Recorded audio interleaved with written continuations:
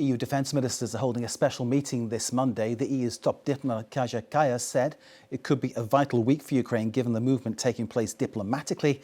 And without directly stating she didn't trust Moscow and Washington, she stated she believed it's best that Europe is involved in negotiations.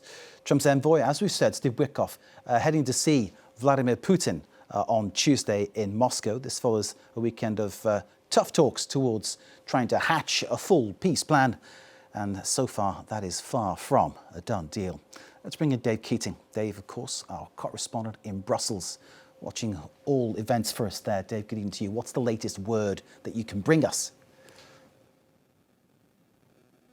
Well, these EU defense ministers are meeting in the context, of course, of that meeting that took place yesterday in Florida between Ukrainian officials and American officials, which didn't really lead to any noticeable progress, although both sides came out of that meeting, said that they were moving forward. The key risk here for Europe, or the key reality, is that they have been really sidelined in this process. And so part of today's meeting has been to just try to give Europe some relevance in the process of this 28-point peace plan. Behind the scenes, though, most people have kind of lost the idea or the expectation that this plan is actually going to lead to a peace deal, because we seem to be at a point where Ukraine was not willing to accept the original offer that was on the table. They viewed it as coming directly from Moscow.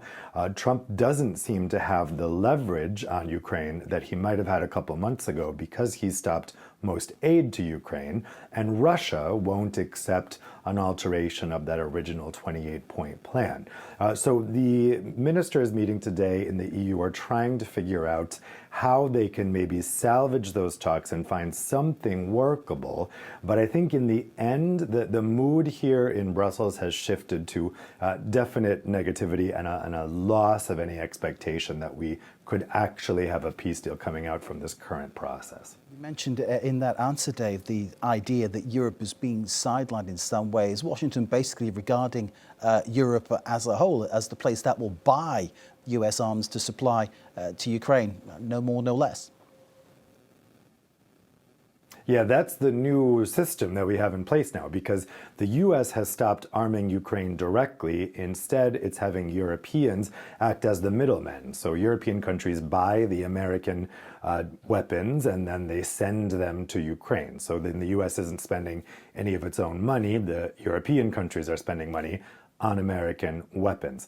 The key thing here is how Ukraine is going to get through this winter. They are in real trouble, particularly with the loss of U.S. funds.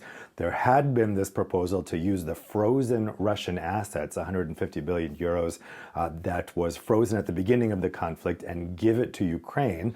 The problem is those assets are held here in Belgium, and the Belgian Prime Minister, Bart Wever, is really digging in his heels, saying that he thinks Belgium would be put in too much legal jeopardy if those funds were seized, because that could be ruled illegal. And he's saying that it wouldn't be all of the EU that's on the hook for that legally. It would be just Belgium, and he doesn't feel that the EU is giving him strong enough guarantees that it would back Belgium in any kind of legal trouble or reputational trouble it would have as a result of that.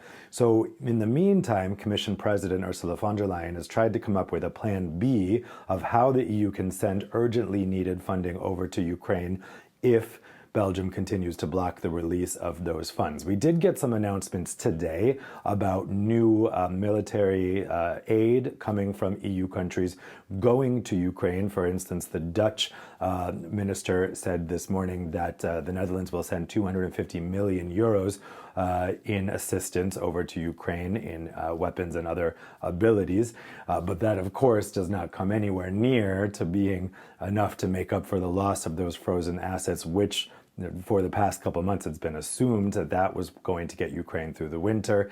Now that it's looking like Prime Minister De Wever won't be backing down, they are trying to find other ways to get money over to Ukraine. Indeed. Hear what you're saying. Emmanuel Macron, though, in Paris with Zelensky, was saying that there would be a way would be found to access those frozen assets. Dave, I know you don't have a crystal ball, but do you have any sense of how that might happen?